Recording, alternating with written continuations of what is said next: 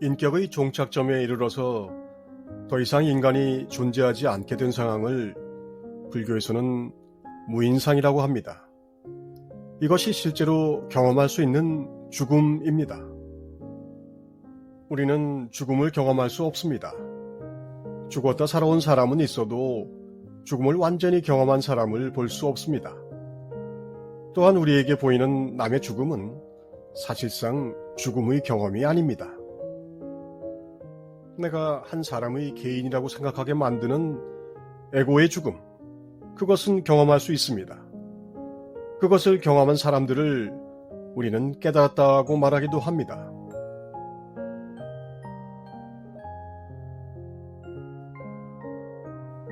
그렇습니다.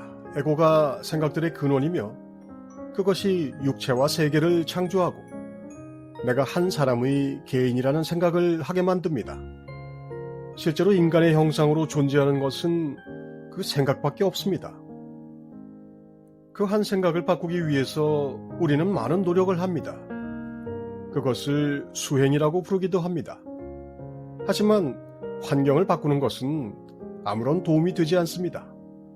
장애물은 마음, 생각입니다. 집에 있든 시끄러운 시장 바닥에 있든 고요한 숲속에 있든 혼자 있든 여럿이 같이 있든 어쨌든 결국 극복해야 하는 것은 그것입니다.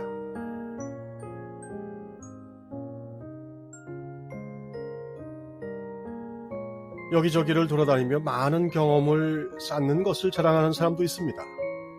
100개, 200개 나라를 여행했다고 자랑하는 사람이 있지만 세상을 보는 에고는 똑같습니다. 에고가 똑같기에 이 많은 경험들이 모두 쓸데없는 헛수고입니다. 오히려 많이 돌아다녀서 많은 것을 안다는 오만함과 어리석음만 치성합니다. 사람이 변하지 않는 것은 에고가 변하지 않기 때문입니다. 인간의 역사가 반복되는 이유도 바로 에고가 똑같기 때문에 그런 겁니다.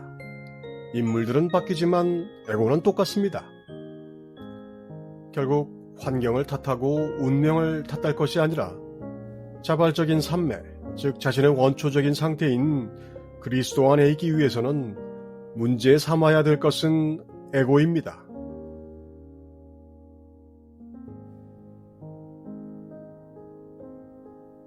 안다는 것은 그렇게 존재하는 것입니다. 이것이 아는 것입니다. 역설적으로 될 수는 있어도 알 수는 없습니다. 남에게서 들은 이야기로는 알 수 없습니다. 직접 그것이 되어야 알 수 있습니다. 그래서 죽는다는 것도 모두 들은 이야기일 뿐 아는 것이 아니며 자신의 죽음을 직접 체험할 수 없으므로 우리가 유일하게 알 수 있는 것은 에고의 죽음입니다. 깨달음의 제도를 통해서 모든 현상계가 꿈의 성품, 신기류의 성품을 가지고 있다는 것을 이해하기는 쉽지만 그 현상을 보는 자인 에고를 놓아버리려는 사람은 드뭅니다. 보는 자도 그 신기류의 일부인데 말이죠.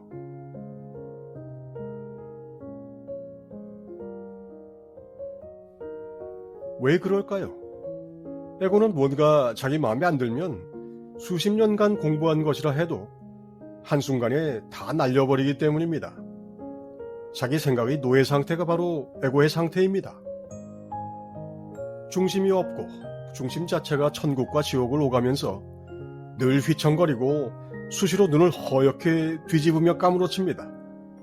에고는 좋고 싫고에 목숨을 겁니다. 그러니 에고의 목줄을 쥐려면 좋고 싫고를 놓아야 하죠. 하지만 깨달음 공부도 좋아서 하는 거라서 그 좋음을 놓으면 시시해져 버리는 것이 실제 상황입니다. 내 마음에 드는 진리만 선별하는 것이 에고의 공부입니다. 어떻게 좋고 싫고를 놓겠습니까?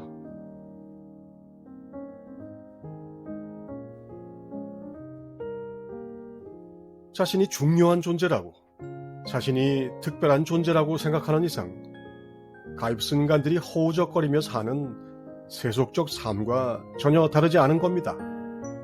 거기서 무슨 공부가 되고 깨달음이 일어나겠습니까? 죽음 또한 남에게서 들은 말입니다. 초연한 척 죽음을 말하지만 죽음을 경험해 보았던 사람은 수억 명 중 하나에 불과합니다. 그 죽음이란 다름 아닌 깨달음 지도의 길을 따라가다 보면 다다르게 되는 비인격적인 의식입니다.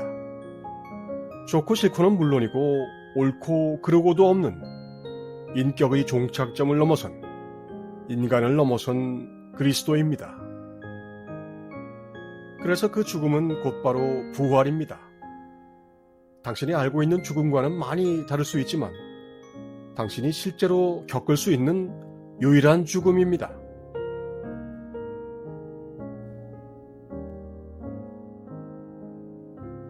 우리가 우리 존재의 한 측면에서 에고를 발견하면 그것은 잠시 사라지겠지만 이내 다른 곳에서 모습을 드러냅니다.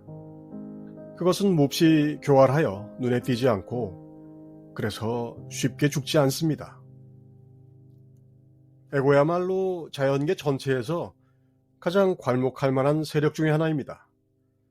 남에게서 들은 죽음을 생각하는 것이 아니라 그 생각의 주인공인 에고의 죽음을 추구하는 이것이야말로 진실한 출가의 길입니다.